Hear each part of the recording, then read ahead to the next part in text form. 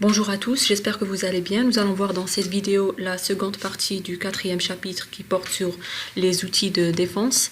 Alors nous avons vu la fois passée comment sécuriser un réseau d'un point de vue physique, c'est-à-dire comment protéger les infrastructures matérielles d'un réseau. Nous allons voir maintenant comment protéger le réseau d'un point de vue logique. Donc il faut se dire que protéger les infrastructures matérielles d'un réseau n'est pas suffisant et ne permet pas de garantir qu'un réseau est sécurisé. Il est important de protéger l'accès ainsi que les données. Cela se concrétise via la mise en place d'une sécurité appelée sécurité logique. Nous allons voir une brève définition. Donc la sécurité logique, c'est l'ensemble de moyens et outils logiques qui permettent de protéger et de garantir la sécurité des entités logiques, les données, notamment les données de l'entreprise, les applications, encore les systèmes d'exploitation. Donc ce qu'on a vu la fois passée, c'est comment sécuriser l'accès d'une entreprise ou bien d'un réseau, comment protéger le matériel, etc. Maintenant, on va voir comment sécuriser les données. Donc, les données constituent un des éléments les plus importants de n'importe quel système d'information. Nous allons voir comment on peut sécuriser, quels sont les différents mécanismes qui permettent de sécuriser les données. Avant cela, nous allons voir quelques exemples d'intrusions logiques. Nous avons 4 types d'intrusions logiques. Il y a les intrusions qui affectent la confidentialité, il y a celles qui affectent l'intégrité, il y a celles qui affectent la disponibilité, il y a celles qui affectent l'authentification. Donc ces 4 paramètres, confidentialité, intégrité, disponibilité et authentification, sont l'un des concepts fondamentaux en sécurité. Donc on les a vus dans le premier chapitre. Maintenant on va voir quelques exemples. Nous allons voir concernant la confidentialité, la collecte d'informations et l'ingénierie sociale. Nous allons voir concernant l'intégrité, l'insertion de malware dans un réseau.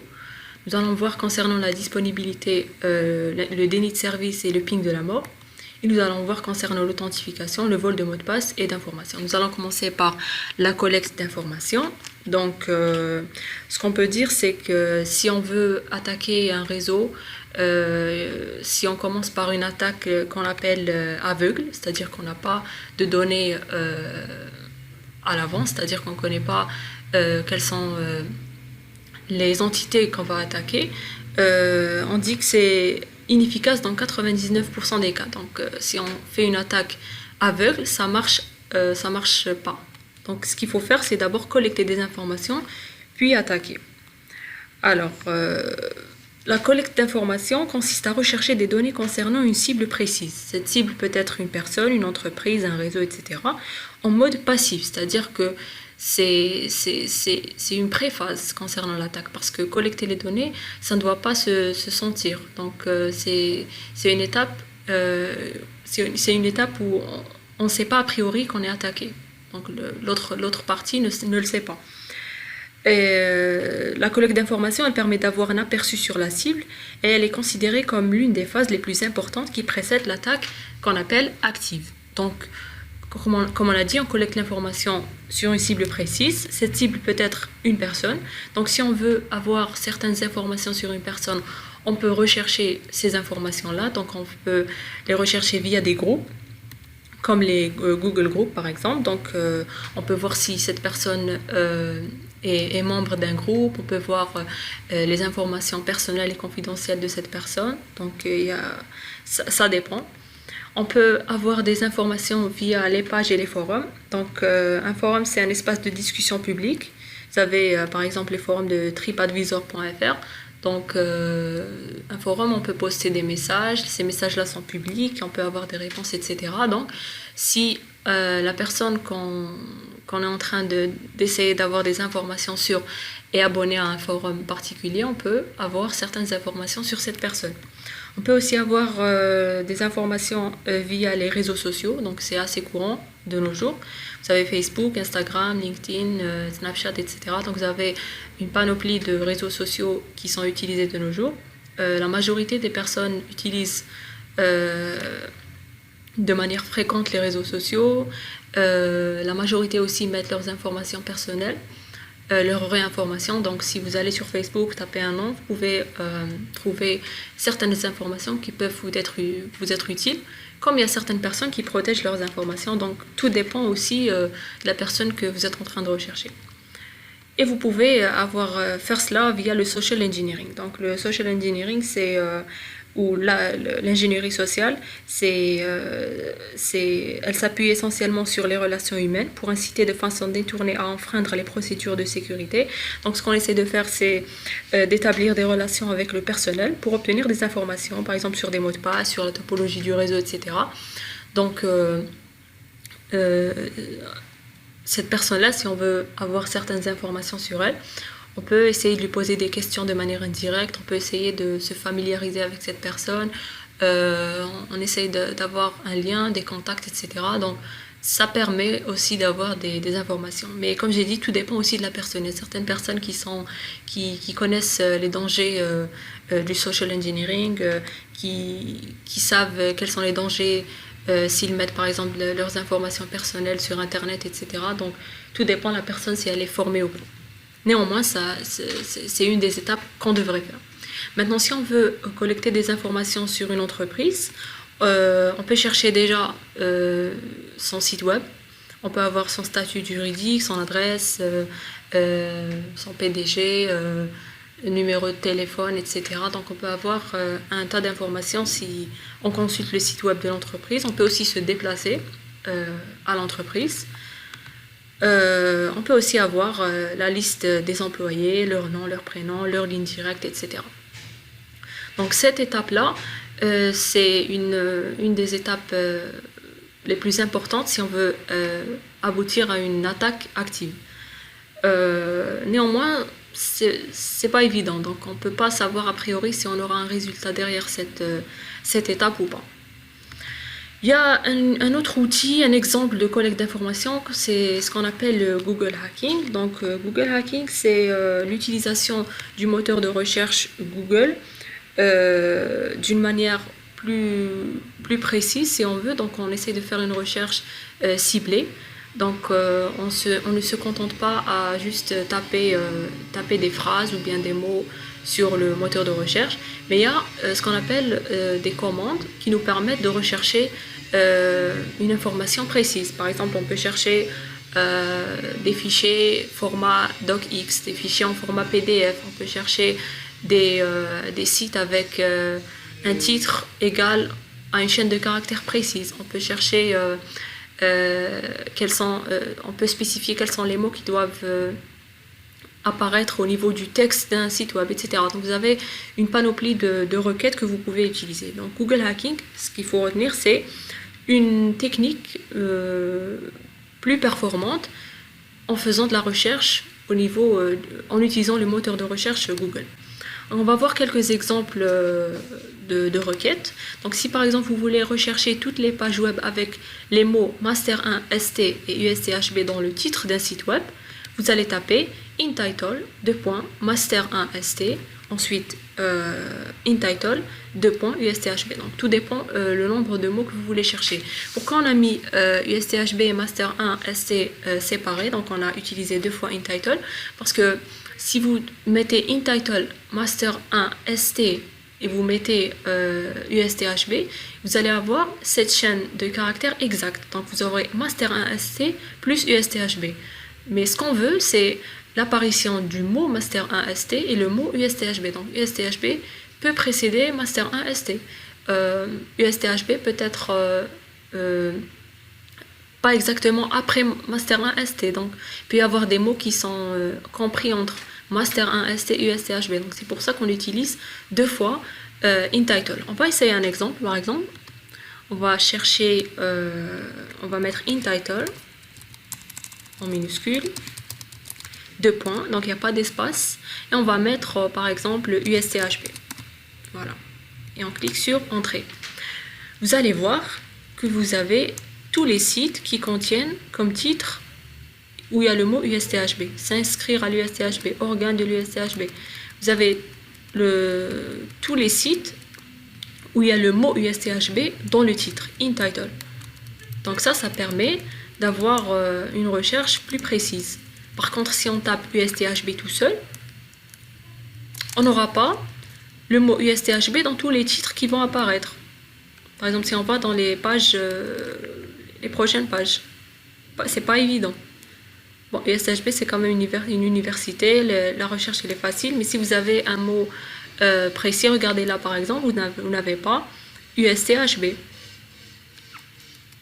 Là aussi. Là, c'est mon promoteur. Donc, ce qu'on peut dire, c'est que InTitle, elle permet d'avoir exactement le mot USTHB dans le titre. Elle va nous afficher toutes les pages qui comportent le mot USTHB dans le titre. On va maintenant voir un second exemple.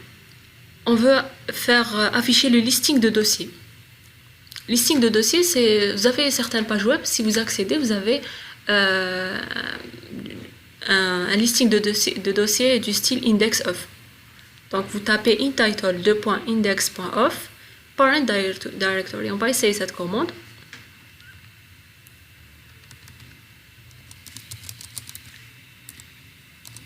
Index.of parent directory. Regardez, si vous allez cliquer ici, vous allez voir tous les pages de ce style-là. C'est des listings de dossiers. Donc, normalement, si le site est sécurisé, on n'a pas accès à ce listing. Il y a des commandes, tout dépend le langage avec lequel est fait le site, où on interdit l'affichage de ce listing. Pourquoi? Parce que si vous avez ce listing, vous pouvez avoir l'arborescence du site web. Et ce n'est pas vraiment sécurisé. Donc vous allez avoir toutes les pages de ce style-là. Vous pouvez ajouter à votre requête un mot. Donc vous voulez un listing de dossiers comportant le mot USTHB, comportant le mot n'importe lequel. Donc le nom de la personne ou bien de l'entreprise que vous voulez collecter des informations, etc. Donc vous pouvez taper ce que vous voulez ici. Ce qui est tapé en dehors des InTitle et en dehors des requêtes sont les mots qu'on utilise quand on fait nos recherches sur Google. Donc ces mots-là vont apparaître soit dans le titre, soit dans le texte, soit dans l'URL, etc. Donc c'est pas précisé. Quand vous tapez un mot ici, par exemple USTHB, vous n'allez pas avoir USTHB dans le titre, InTitle. Vous pouvez avoir USTHB dans le titre, ou bien dans le texte, ou bien dans l'URL, donc tout dépend. Voilà. Nous allons voir un troisième exemple. On veut afficher les URL de login.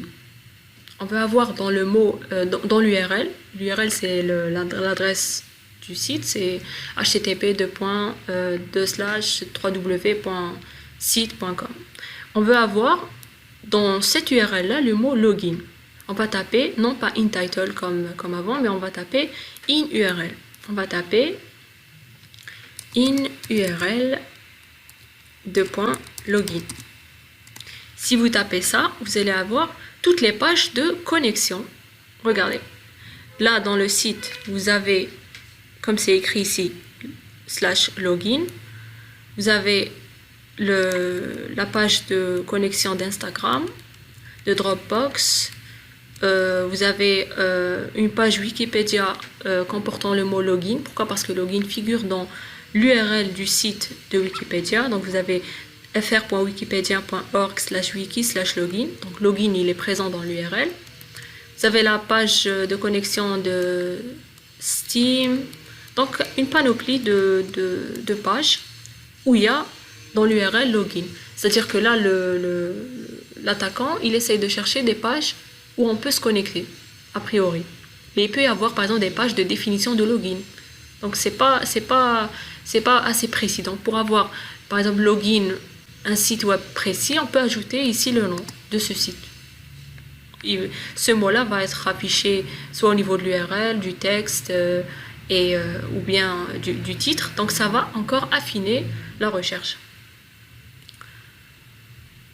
On va voir un autre exemple. On va voir comment afficher des pages web ayant master 1ST dans le texte maintenant.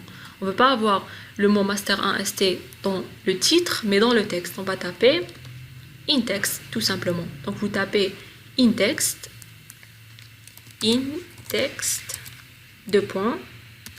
entre guillemets, je tape le mot. Bon, je ne sais pas si master 1ST va donner un résultat. On va taper master 1, comme ça, on va voir. Je pense qu'il n'y aura pas assez de résultats. Bon, regardez, master 1 ST est dans le texte. Master 1 master 1 pardon, et dans le texte. Donc, vous avez toutes les pages où dans le texte il y a master 1. Là, il y est sûrement, sauf qu'il n'apparaît pas.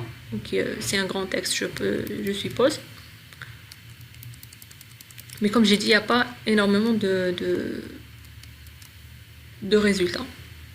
Remarquez que vous avez master 1 au niveau du texte. Si vous voulez que master 1 soit au niveau du titre, vous tapez in title. Si vous voulez que master 1 soit au niveau de l'URL, vous tapez in URL.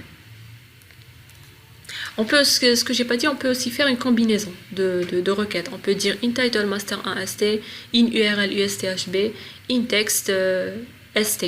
Donc on peut, ça veut dire qu'on recherche les pages avec titre master 1 st. Si on met in title master 1 st, in text usthb, dans le texte il y a le mot usthb, et in URL st. Donc dans l'URL il doit y avoir le mot st.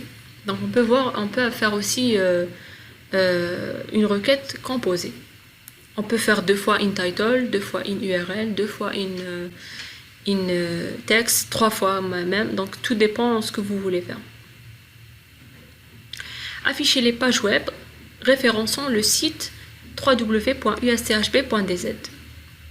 Donc on veut avoir toutes les pages qui référencent le site web de l'USTHB. Donc toutes les pages qui se redirigent vers USTHB, qui comportent au niveau de leur site le lien www.usthb.dz. Donc on va taper link le site web. Link www, pardon, en minuscule, www.usthb.dz. Donc tous ces sites-là, ils font référence au site de l'USTHB. Vous avez là le site de l'USTHB, là le site de la faculté de mathématiques, là génie civil, la bibliothèque universitaire, etc. Donc sous tous ces sites-là, ils référencent le site usthb.dz. Vous avez le site de... Voilà, je pense que ça c'est mathématiques. Voilà. Vous avez toutes les pages web qui référencent le site usthb.dz. On va voir un autre exemple. On va essayer de rechercher des fichiers ayant un type ou une extension particulière. Si je veux par exemple rechercher un PDF, si je veux rechercher un fichier docx, un fichier Excel, tout ce que je veux. Donc il y a une commande qui le permet. Donc c'est filetype .log ou extension .pdf. On va exécuter cette commande. Donc c'est filetype . Donc filetype, comme j'ai dit, ça permet de spécifier le type de page. Donc ça peut être une page PHP, HTML, log, etc. Donc ça spécifie le type de page. On va mettre par exemple HTML. Après on met un slash. Après on met un espace. Bon, il y a un espace entre les deux, entre HTML. Donc le slash doit être séparé par 2 espaces.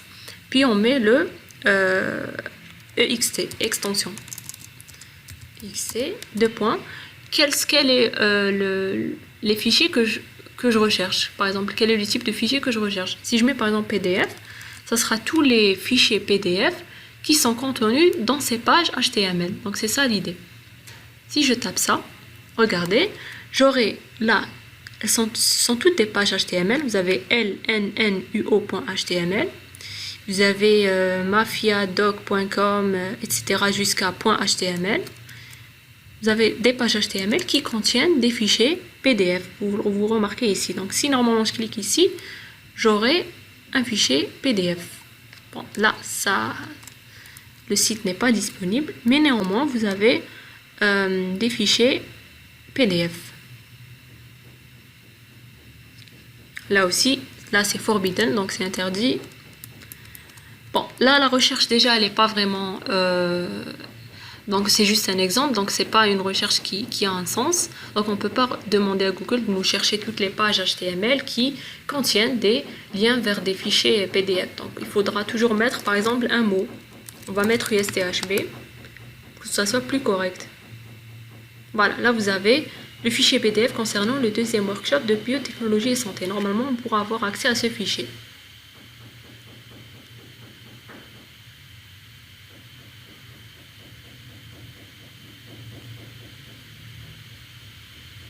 Voilà. Là, il y a un fichier PDF. Le voilà. Même chose pour le reste des pages qui s'affichent.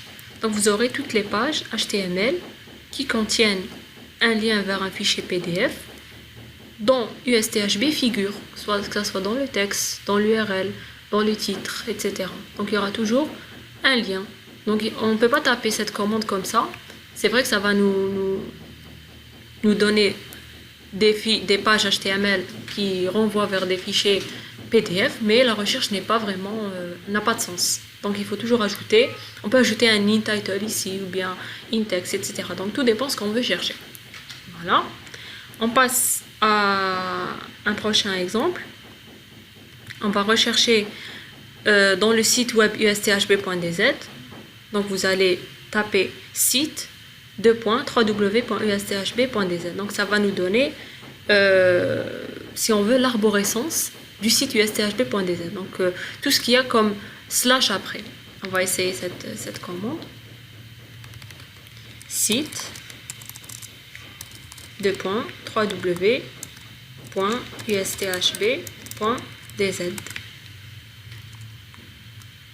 Vous avez toutes les pages du site www.usthb.dz.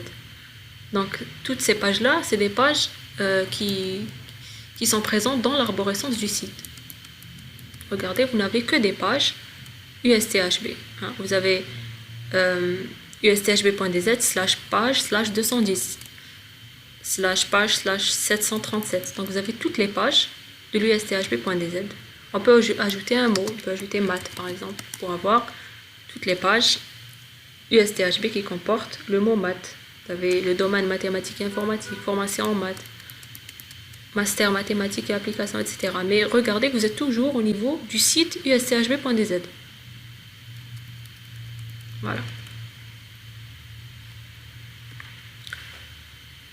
Un dernier exemple, on va voir les fichiers robots des sites gouvernementaux. Alors, ce qu'il faut savoir, c'est qu'un fichier robot, c'est un fichier texte qui est placé à la racine d'un site web et qui permet d'indiquer au robot des moteurs de recherche comme Google les zones à ne pas explorer. Donc, c'est ça à quoi sert un fichier robot. Donc, il est toujours placé à la racine du site web et il permet de dire à Google ou à n'importe quel moteur de recherche quelles sont les zones qu'il doit explorer ou pas. Donc, si on veut chercher un fichier robot, donc la requête, si on veut chercher un fichier robot des textes gouvernementaux, donc voici la requête. Vous avez site2.gov pour dire que le site doit être un site gouvernemental. Donc un site gouvernemental se termine toujours par .gov, pardon. On doit avoir dans l'URL le mot robot, in URL robots, et file type txt. Donc on veut avoir un fichier texte avec le mot robot dans l'URL pour un site web gouvernemental, donc site2.gov. On va essayer cette commande. Donc ça sera site2.gov, puis in URL robot, puis file type txt. Regardez, vous avez toutes ces pages-là. Vous avez des sites gouvernementaux, ça se termine par .gov. Vous avez robot dans l'URL. Regardez, on va cliquer par exemple sur celui-là. Voilà. Voilà à quoi ressemble un site, un fichier robot. Donc ça ressemble à ça. Donc ça dit au moteur de recherche quoi chercher et qu'est-ce qu'il faut pas chercher. Donc il y a disallow et allow. Donc allow c'est ce que je dois afficher. Disallow c'est ce que je ne dois pas afficher. Voilà. Donc ça ressemble à ça. Regardez, disallow these directories, URL types and file types. Voilà. Donc ça ressemble à ça. Donc vous avez dans cette requête tous les fichiers robots des sites gouvernementaux. Donc voilà la requête qui permet à Google de faire la recherche. Donc si vous tapiez juste un mot comme vous avez l'habitude de taper sur Google, vous n'aurez pas toute cette performance dans la recherche. Donc Google Hacking, c'est vraiment un outil très important pour n'importe quel attaquant.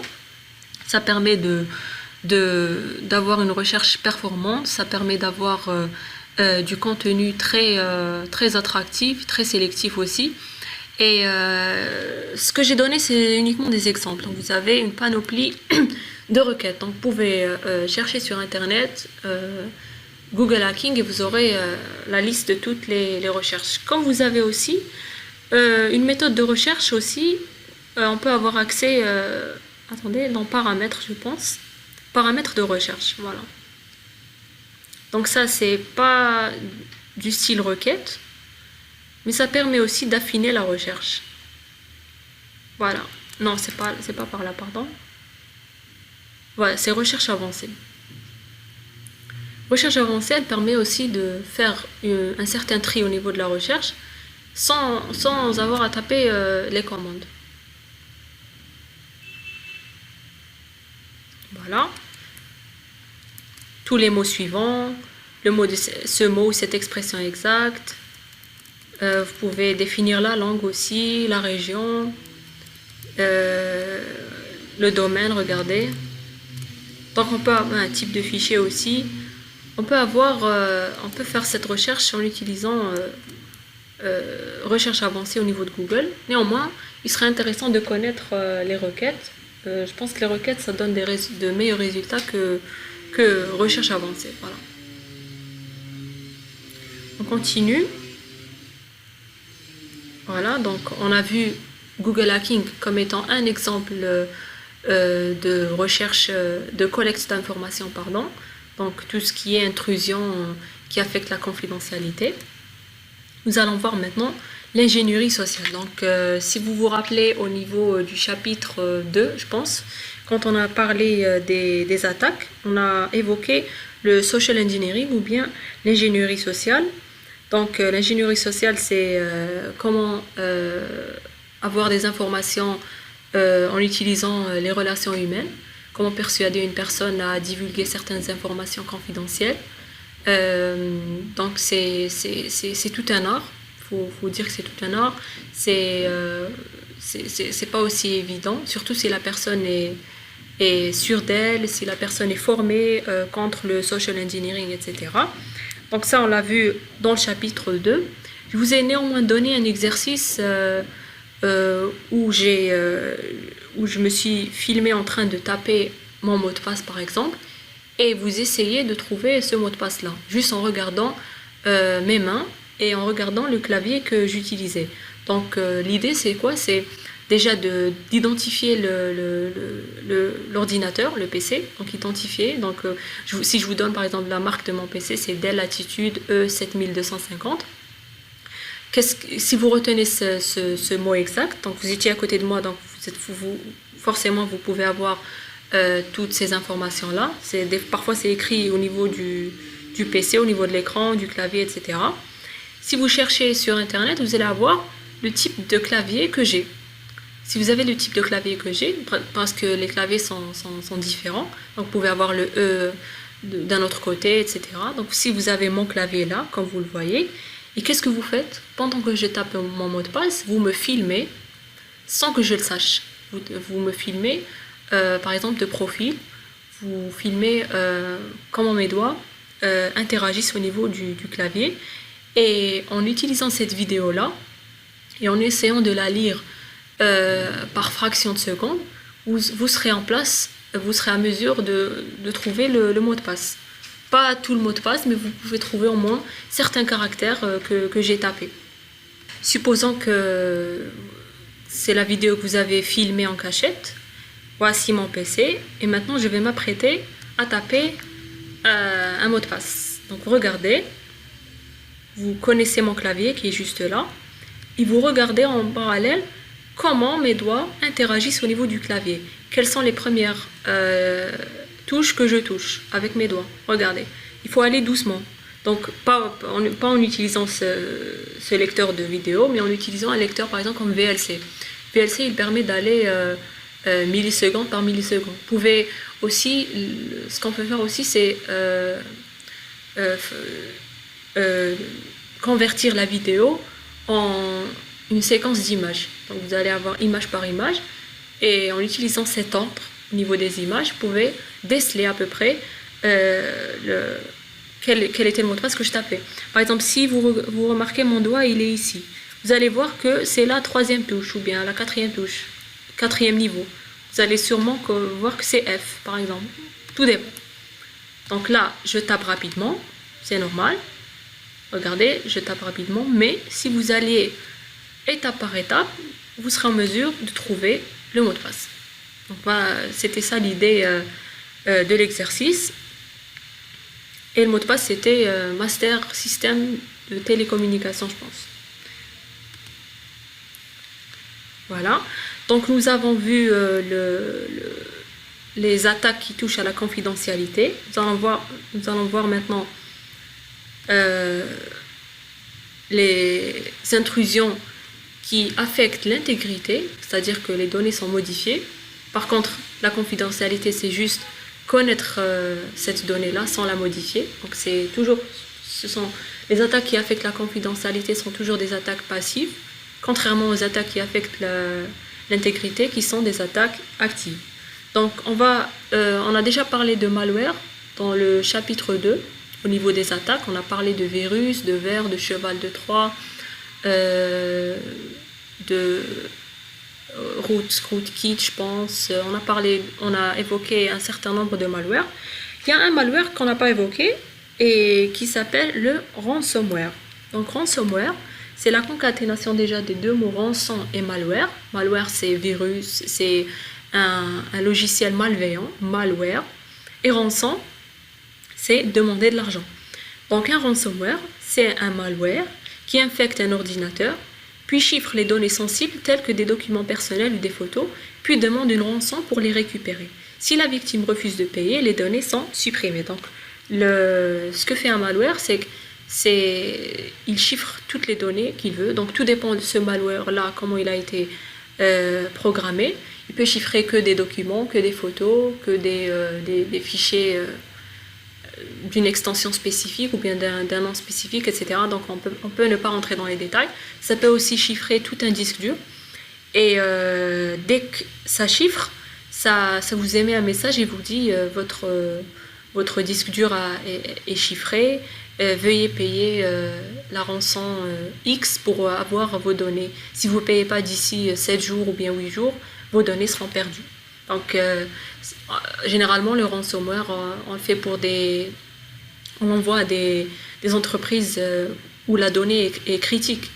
Un ransomware au niveau de Google, c'est critique par rapport à un ransomware au niveau d'une personne X lambda. Donc même si on vous chiffre vos données, vous pouvez tout de même les récupérer. Donc si on vous chiffre vos films, c'est pas aussi grave que si on chiffre des données d'une entreprise ou d'un réseau ou bien d'une grande multinationale. Il y a un exemple de ransomware qui est WannaCry, qui fut utilisé en mai 2017 lors d'une cyberattaque mondiale massive qui a touché plus de 300 000 ordinateurs dans plus de 150 pays, principalement en Inde, aux États-Unis et en Russie, en utilisant le système obsolète de Windows XP. Donc l'attaque a été faite. Déjà, c'était une attaque distribuée, c'est-à-dire qu'il y avait plusieurs personnes qui ont fait cette attaque-là. Ils ont installé des malwares au niveau d'ordinateurs qui utilisent un système d'exploitation Windows XP. Donc, on sait que Windows XP est un système d'exploitation obsolète, c'est-à-dire qu'il n'est plus mis à jour par Microsoft. Et puisqu'il n'est plus mis à jour par Microsoft, donc, diverses vulnérabilités peuvent apparaître. Si un attaquant découvre une certaine vulnérabilité, il pourra l'utiliser et il sera sûr que ça va marcher. Pourquoi ? Parce que Windows XP n'est plus patché par Microsoft, donc il n'y a plus de correction de vulnérabilité. La vulnérabilité là, c'était l'utilisation de machines sous Windows XP. Donc, on l'a dit dans le chapitre 2 qu'une vulnérabilité, c'est une porte d'accès vers un réseau ou bien un système d'information quelconque. Donc, c'est l'utilisation de Windows XP qui a permis la mise en place et l'installation de ce ransomware. On peut voir un exemple d'une image du résultat d'un ransomware. Dès que vos fichiers sont encryptés, regardez, ça vous dit « Your files has been encrypted ». Tous vos fichiers ont été cryptés. Vous avez 3 jours pour payer et il vous donne l'URL pour envoyer $300. Donc, ils acceptent le paiement en Bitcoin. Voilà. Donc, si vous voulez décrypter, vous envoyez. Et si vous ne payez pas, il vous dit que vous allez tout perdre.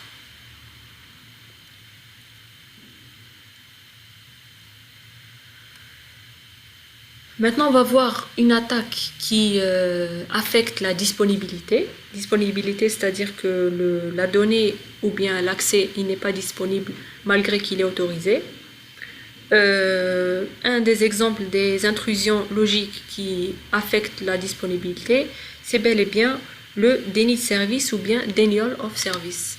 Déni de service, c'est une attaque destinée à empêcher l'utilisation d'une machine ou d'un service.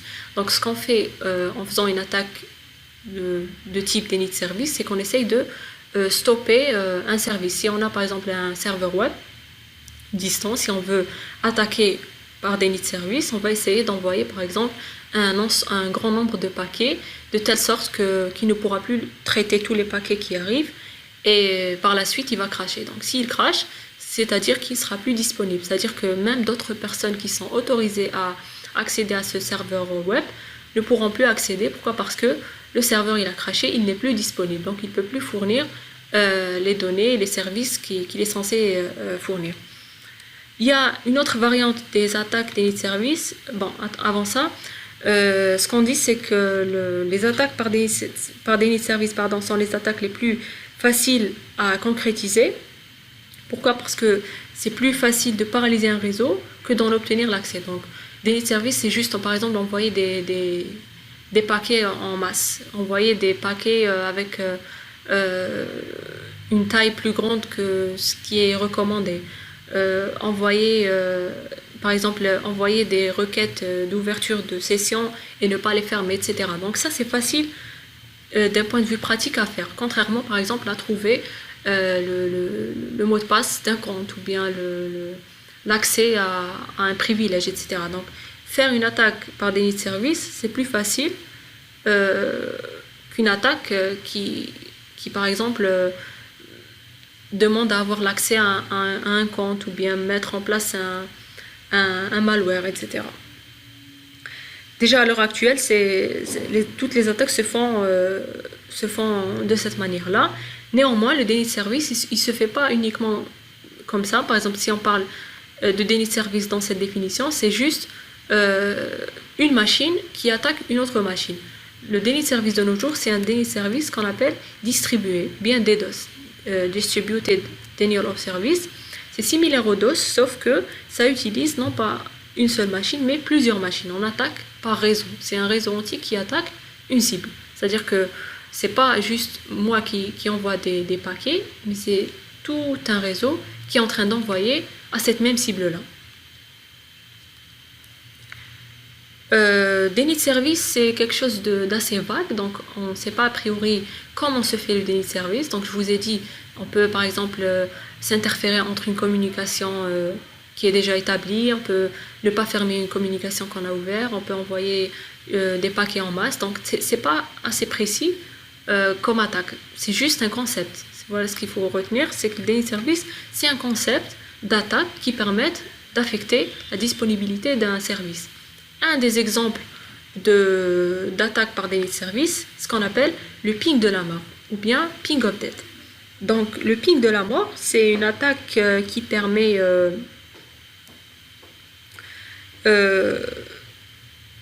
qui est de type déni de service et qui est réalisée par l'envoi d'un paquet ICMP mal formé. Donc déjà quand on dit ping, c'est-à-dire qu'on est en train d'envoyer des requêtes de type ICMP.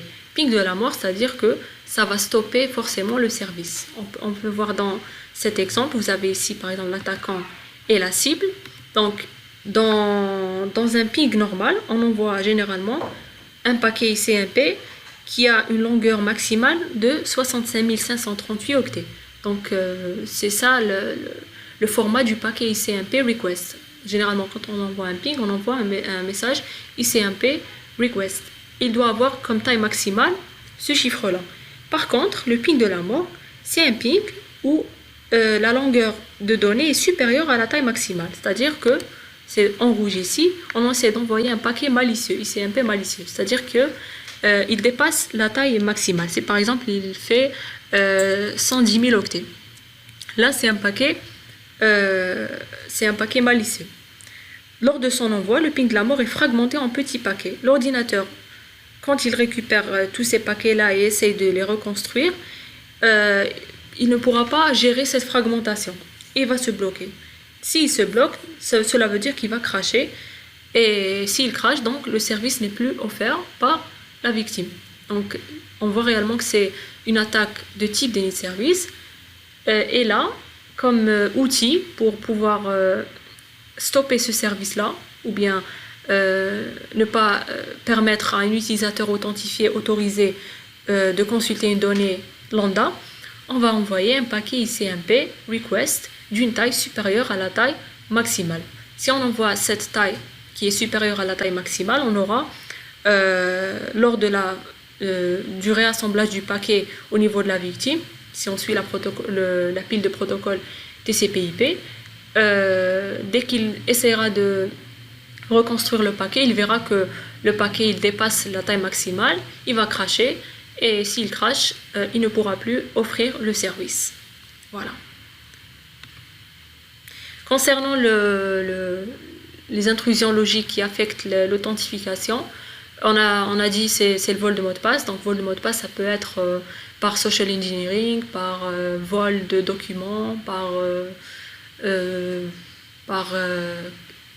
utilisation d'attaques, par exemple par dictionnaire, utilisation d'outils qui permettent de rechercher un mot de passe, etc. Donc c'est pas quelque chose de précis. Mais maintenant qu'on a vu les types d'intrusions logiques et certains exemples, nous allons voir maintenant comment se prémunir de ces attaques et comment d'abord les détecter.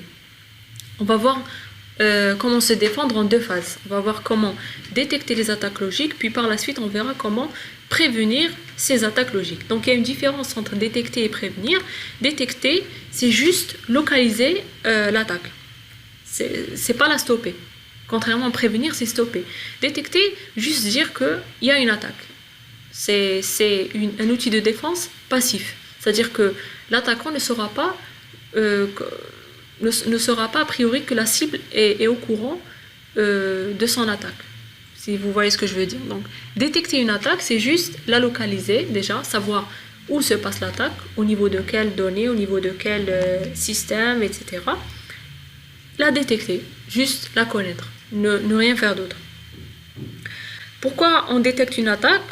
La détection, c'est une préphase avant de la stopper. Donc on ne peut pas stopper quelque chose qu'on ne connaît pas ou qu'on ne sait pas. Donc on essaie d'abord de la localiser, puis ensuite la stopper.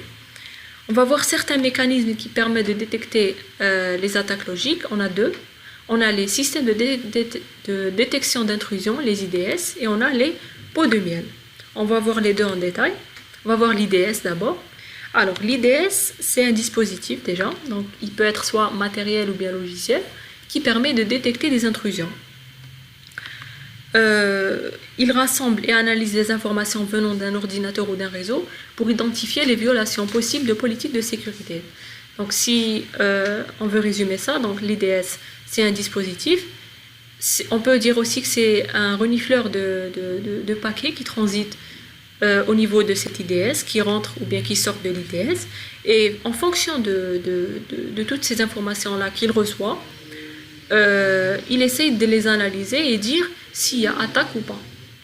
Par exemple, si je vous dis je suis en train de recevoir un certain nombre de paquets synchronisation sans recevoir en retour des paquets acquittement. Je vais supposer que c'est une attaque. Pourquoi? Parce que si c'était un utilisateur légitime, si c'était quelqu'un qui cherchait vraiment à trouver une donnée ou bien cherchait vraiment à ce qu'on lui fournisse un service, il aurait juste envoyé un seul paquet, un seul segment de synchronisation, puis un paquet acquittement. Il suivra les étapes logiques. Par contre, si on commence à recevoir un tas de nombres de synchronisations en provenance d'une même cible, là on peut détecter que ça peut être une potentielle attaque. Voilà, donc l'IDS il intercepte les paquets puis les analyse, il évalue ensuite une intrusion suspecte et émet un signal d'alarme. Donc il nous dit juste que je suppose qu'il y a une attaque et il nous montre par exemple un rapport, un fichier log, il nous dit tout ce qu'il a analysé comme information et qu'est-ce qu'il en déduit.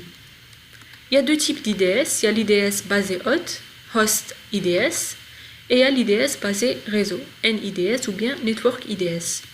Donc le NIDS, le Network IDS, c'est un IDS qui est placé, qui surveille tout le réseau déjà. Donc si on place l'IDS ici, il surveille toutes ces 4 machines. Et il est généralement placé soit avant le routeur, soit après le routeur. Donc soit on le place ici, soit là. Le routeur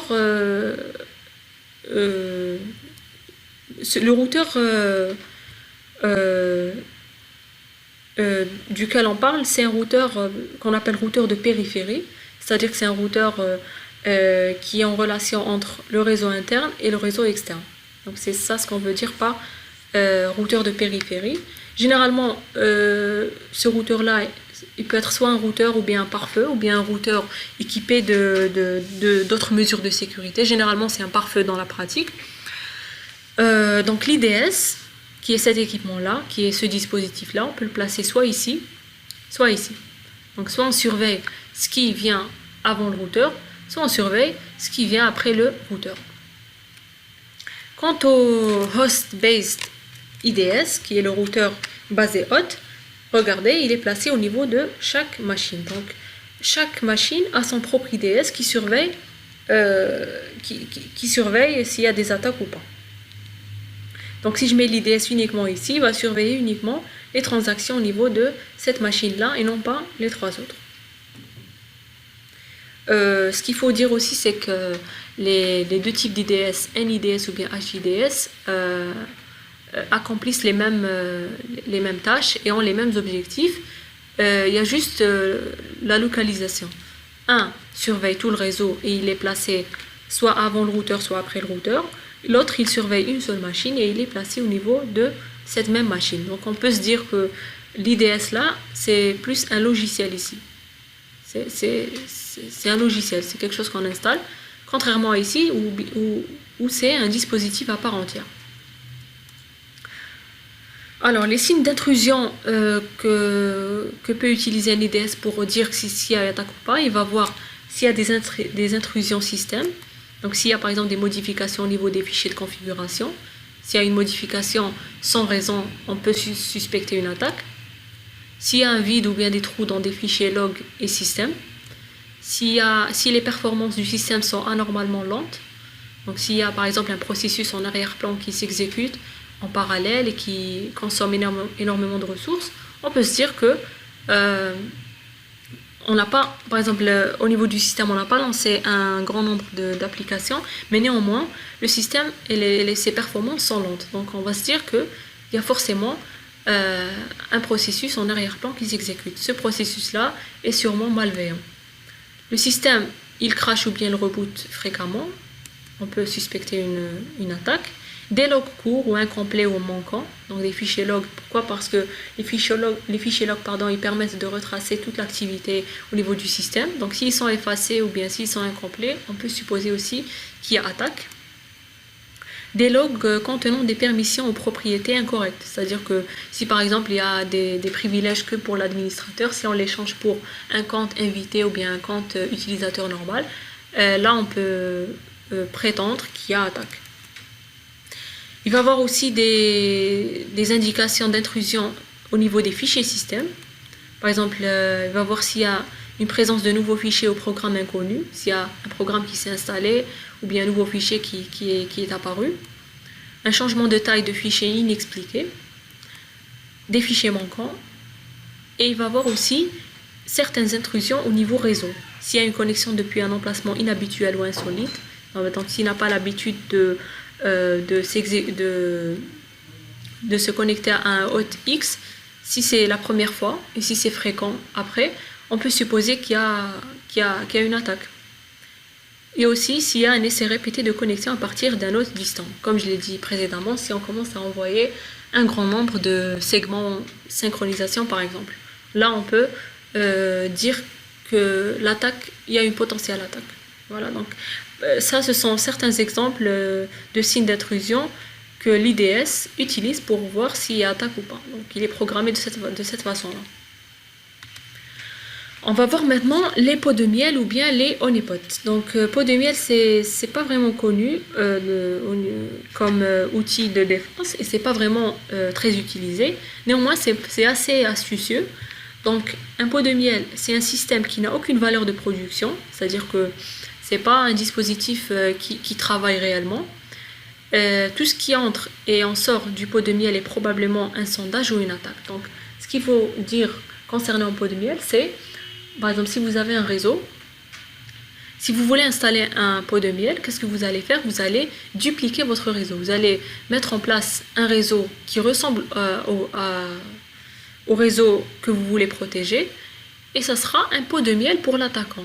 Si il y aura des attaques au niveau de ce pot de miel, on va se dire que on va par exemple voir comment se protéger le vrai réseau.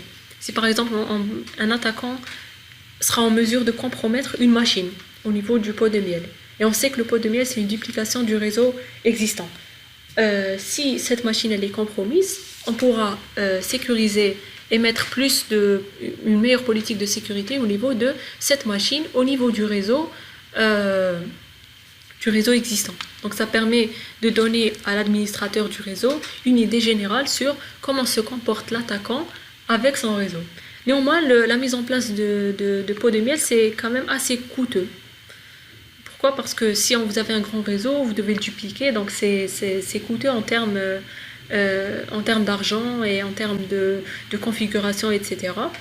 Donc, comme je l'ai dit avant, son principe consiste à attirer l'attaquant sur des ressources, que ce soit des serveurs, des programmes, des services, afin de l'identifier et éventuellement de le neutraliser. Donc, on essaie d'attirer l'attaquant vers ce réseau-là. On va essayer de lui faire croire que c'est le vrai réseau qu'il est en train d'attaquer. C'est pour ça qu'on l'appelle pot de miel. Donc l'attaquant, c'est comme une abeille qui sera attirée vers ce pot de miel. Comme j'ai dit, c'est un concept. C'est vrai que c'est un concept simple. Donc l'idée, c'est pas ingénieux. C'est pas mettre en place, par exemple, des règles au niveau d'un pare-feu ou bien au niveau d'un IDS ou bien analyser des informations ou bien développer un algorithme, etc. C'est juste reproduire le réseau ou bien le système et le dupliquer et essayer d'attirer l'attaquant vers ce réseau simulé. Néanmoins, c'est un risque à prendre. Pourquoi? Parce que c'est coûteux en termes d'argent et de temps. Un exemple de honeypot, ce qu'on appelle le honeynet pour honey network. Vous avez le réseau, le vrai réseau, où il y a les vrais serveurs et les vraies machines qui produisent. Et là, vous avez le honeypot. Donc, on va simuler ces 3 serveurs de production comme étant ces 3 machines. Donc, l'attaquant, s'il attaque ce honeypot-là, il va se dire qu'il est en train d'attaquer ce serveur, alors que ce n'est pas le cas. Voilà. Maintenant qu'on a vu comment détecter une attaque, c'est-à-dire comment la localiser, soit via un IDS, soit via un honeypot, on va voir maintenant comment il est possible de stopper cette attaque. Stopper cette attaque veut dire qu'on va voir comment prévenir des attaques logiques. Car la prévention, c'est stopper les attaques, pas juste les détecter. On va voir aussi 2 mécanismes qui permettent cela. Il y a les systèmes de prévention d'intrusion, IPS, et il y a les pare-feu. Alors, on va commencer par l'IPS. Donc l'IPS, c'est identique à l'IDS, donc c'est la même chose. Il analyse des informations, etc. Sauf que celui-ci, il n'émet pas juste une alarme et nous dit qu'il y a attaque, mais il stoppe l'attaque. Regardez par exemple dans le schéma précédent, si on revient au schéma précédent de l'IDS, regardez. Là, il y a l'attaque, mais on la laisse passer. Vous voyez, on la détecte uniquement à ce niveau-là, mais on la laisse passer. Contrairement à l'IPS, regardez, on stoppe l'attaque. Ça passera plus. On la stoppe, c'est-à-dire qu'on la neutralise. Un IPS, c'est un dispositif qui permet de prévenir des intrusions en temps réel. Contrairement à l'IDS, qui ne fait que détecter l'intrusion, l'IPS stoppe l'intrusion. On l'appelle aussi parfois IDS actif. Donc c'est un IDS qui n'est pas passif, mais qui est actif. Un IDS actif, c'est un IPS. Un IPS est toujours placé en ligne par rapport au flux du trafic. Donc il est toujours en ligne, c'est-à-dire que tout ce qui passe au niveau du réseau, il passe par lui. Donc on a vu précédemment que l'IDS, par exemple, il était placé soit avant, soit après le routeur. Là, il est placé au niveau même du routeur. Si on le place avant ou après le routeur, le message va passer. Et l'IDS va juste recevoir ces informations-là et les analyser. Donc il ne pourra pas stopper l'attaque. Mais si il est placé au niveau même du routeur, c'est-à-dire qu'il est placé en ligne par rapport au flux du trafic, il pourra prendre les mesures nécessaires pour pouvoir stopper ce flux-là, stopper l'attaque. Comme pour l'IPS, pardon, là normalement c'est l'IPS, il y a deux types. Il y a l'IPS basé hôte et l'IPS basé réseau. La même chose, regardez là, l'IPS, il est en ligne. Il y avait un câble avant, il y avait l'IDS ici. L'IPS, il est là, donc tout le trafic va passer par lui. Donc soit il stoppe ce trafic, soit il le laisse passer. Il le stoppe, ça veut dire qu'il ne permet pas à une attaque de se réaliser. Quant à l'IPS hôte, c'est la même chose que l'IDS, sauf qu'il est placé au niveau de chaque machine. C'est plus un logiciel à installer. Maintenant, on va voir le pare-feu. Le pare-feu, ça peut être soit un logiciel ou bien un matériel localisé sur un serveur passerelle du réseau, un routeur de périphérie, etc. Donc, comme on a vu précédemment, je disais que c'est soit un routeur passerelle ou bien un pare-feu. Là, maintenant, on parle plus de pare-feu. Il permet de protéger les ressources d'un réseau privé d'utilisateurs. Généralement, le pare-feu, il est placé entre le réseau privé et le réseau Internet. Là, vous avez le réseau privé. Et là, vous avez le réseau externe, Internet. Le réseau privé, c'est le réseau local qui n'est pas censé être vu depuis l'extérieur. Il y a deux types de pare-feu. Il y a le pare-feu matériel et le pare-feu logiciel. On va voir le pare-feu logiciel. Regardez. Donc, le pare-feu logiciel, c'est un logiciel qu'on installe sur une machine. Par exemple, là, cette machine-là, elle est équipée d'un pare-feu. Donc, vous l'avez sous Windows, normalement. Je pense que c'est Windows Defender. C'est un pare-feu par défaut de Microsoft. Donc, au niveau de la machine, il est installé. Donc, parfois, j'ai des applications dont on ne connaît pas la source. Le pare-feu, parfois, il nous dit d'éviter d'installer ces applications-là, comme on peut le désactiver.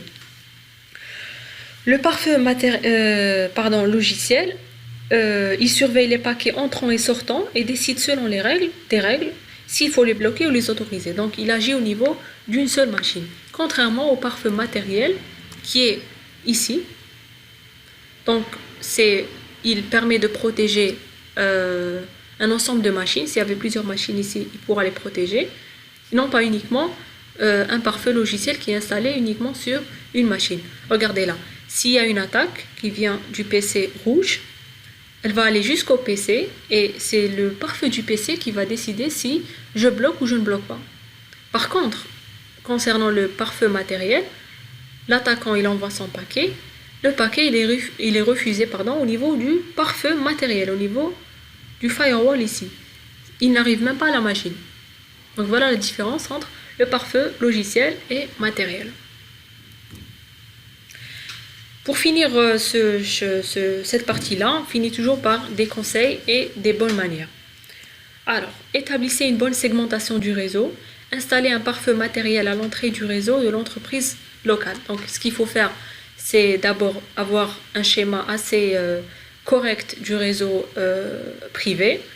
Séparer les serveurs de production, séparer les machines hautes, séparer même les serveurs entre eux, donc mettre des serveurs qui sont accessibles au public, des serveurs qui sont accessibles uniquement au niveau local. Donc il faut faire une étude concernant l'architecture et la segmentation du réseau et installer un pare-feu matériel, un firewall à l'entrée du réseau de l'entreprise locale. Donc vous remplacez votre routeur commun par un pare-feu. Un pare-feu, c'est un routeur qui est équipé de règles. Ces règles-là vont permettre au pare-feu de dire s'il bloque le trafic ou pas. Si par exemple je mets une règle où je dis je stoppe tout trafic en provenance du site X, eh ben, tous les sites en provenance du site X vont être bloqués. Pourquoi? Parce que j'ai mis en place une règle qui permet cela. Mettez en place des zones démilitarisées. Une zone démilitarisée, dans le jargon informatique, c'est une zone, c'est un sous-réseau. Donc une zone, c'est un sous-réseau qui est isolé du réseau local privé et ainsi que d'Internet. Donc c'est un réseau qui est entre les deux, entre le réseau privé qui est le réseau local et le réseau externe qui est le réseau Internet.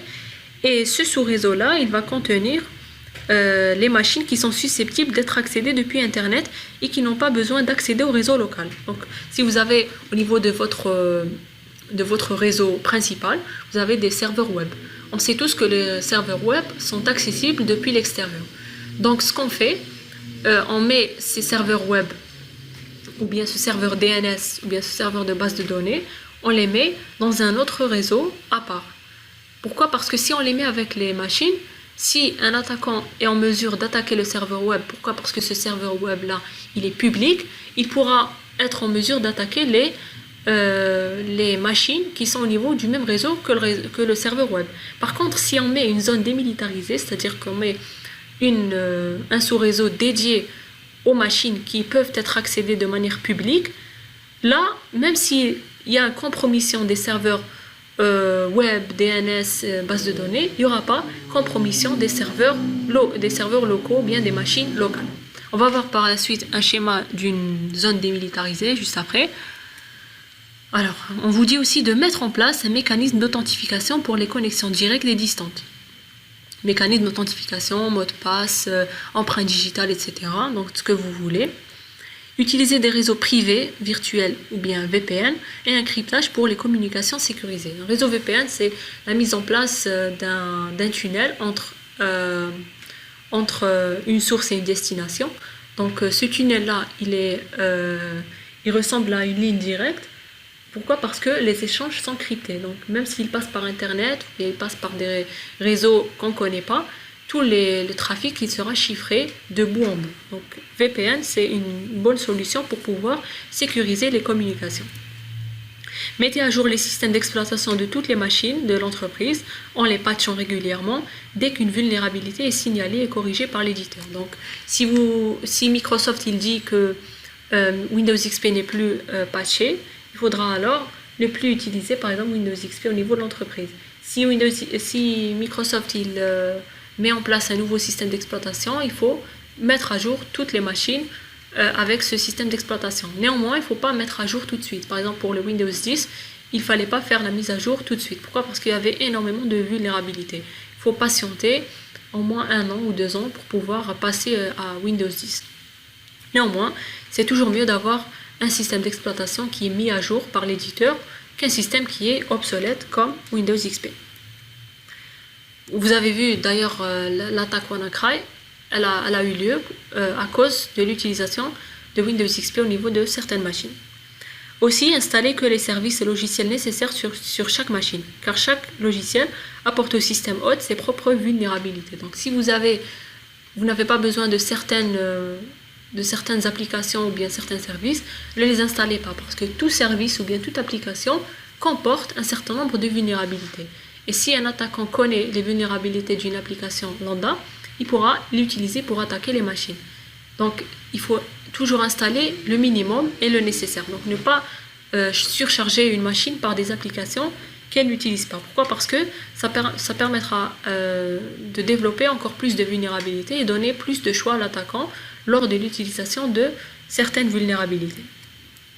Installer un antivirus sur les postes de travail et le maintenir à jour, très important aussi. Donc, mettez en place des antivirus, achetez des licences, etc. Donc voilà le schéma d'une zone démilitarisée. Vous avez ici Internet, vous avez votre firewall. Donc là, vous avez normalement tout le réseau qui est privé, le réseau local. Ce qu'on a fait, on a séparé le réseau local en deux parties. Un sous-réseau pour les serveurs de production qui sont visibles à l'extérieur, serveur web, serveur DNS, serveur de base de données, c'est visible. Par exemple, un serveur d'authentification, il n'est pas visible. Donc un serveur d'authentification, il devrait pas être placé au niveau du réseau local, là où il y a les machines. Par contre, un serveur web, c'est quelque chose qui est public. Donc si un attaquant, il compromet ces serveurs de production, cela ne va pas dire qu'il pourra compromettre ces machines-là. Donc il y a au moins un degré de plus de sécurité. Néanmoins, ce qui n'est pas bon avec cette architecture, c'est que si notre firewall il est compromis, ça sera tout le réseau local qui sera compromis. Généralement, on essaye de mettre en place 2 firewalls. On met un firewall ici et on met un second ici ou bien ici. Donc on met 2, même si celui-là il est atteint. Donc l'autre, il servira à protéger le réseau local. On continue avec les conseils et les bonnes manières. Pensez aux sauvegardes, donc c'est très important. Si votre système il crash ou bien si on vous crypte vos données, etc., il faut toujours avoir des sauvegardes très récentes. Instaurez une politique de gestion de mots de passe sûrs. Assurez-vous que tous les utilisateurs utilisent des mots de passe longs, compliqués, qu'ils changent fréquemment et non apposés sur un post-it de l'écran. Donc certains travailleurs, ils mettent leur mot de passe au niveau d'un post-it et le collent à l'écran. Donc ça, c'est quelque chose à bannir. Ne publiez aucune information technique sur les outils et les versions utilisées. Donc essayez de limiter le nombre d'informations concernant les versions des outils que vous utilisez, car si vous donnez la version, l'attaquant pourra chercher cette version-là et chercher quelles sont les vulnérabilités qui existent au niveau de cette version-là. Déconseiller au personnel de l'entreprise d'utiliser leurs adresses mail professionnelles pour participer à des forums dont l'usage est d'ordre privé. Donc, au niveau de chaque entreprise, on peut avoir un serveur de messagerie. Donc, chaque travailleur aura sa propre adresse mail professionnelle. Donc, il faut déconseiller au personnel d'utiliser cette adresse et au niveau de forums, au niveau de créer un compte avec cette adresse-là, etc. Former le personnel technique du service informatique aux mesures anti-social engineering, donc c'est très important pour qu'il ne puisse pas être un appât pour un attaquant. Donc tous ceux qui travaillent au niveau du personnel technique du service informatique doivent savoir tous les enjeux et tout ce que l'entreprise peut subir derrière une attaque par ingénierie sociale. Ne donner aux utilisateurs du système d'information que les droits nécessaires à l'accomplissement de leurs tâches respectives. Donc, si vous avez un travailleur qui s'occupe uniquement d'une division X, donnez-lui uniquement les privilèges concernant cette division. Ne lui donnez pas d'autres privilèges plus hauts. Pourquoi ? Parce que si on compromet son compte, et s'il avait plus de privilèges qu'il en avait, l'attaquant pourra utiliser ces privilèges-là pour avoir accès au système. Et aussi, soyez paranoïaque. Donc, je vous le répète toujours, il faut toujours se poser des questions derrière une personne inconnue qui vient à l'entreprise ou bien derrière des mails qu'on reçoit, etc. Donc, il faut toujours être sur ses gardes pour garantir une sécurité au niveau d'un réseau. Donc, ce qu'on a vu, c'est comment se défendre d'une manière physique et logique. Ce qu'il faut retenir, c'est que on ne peut pas dire que la sécurité logique est plus importante que la sécurité physique et l'inverse aussi. Donc, les deux sont importantes. Et il faut aussi faire une politique de sécurité assez stricte, mais pas assez rigide. Pourquoi ? Parce que si elle est très rigide, il n'y aura pas assez de services qui seront fournis au niveau du système, ça sera tout le temps bloqué, on n'aura pas cette aisance de travail. Pourquoi ? Parce que tout système d'information, il a pour objectif de fournir des services, toute entreprise aussi a pour objectif de fournir des services, donc c'est vrai qu'il faut instaurer une politique de sécurité, mais pas en abuser aussi, et pas laisser les choses se faire. Donc il faut vraiment avoir une certaine balance entre les deux. Voilà, donc on a terminé le 4e chapitre et il nous reste le 5e chapitre qui porte sur la sécurité au niveau des réseaux sans fil.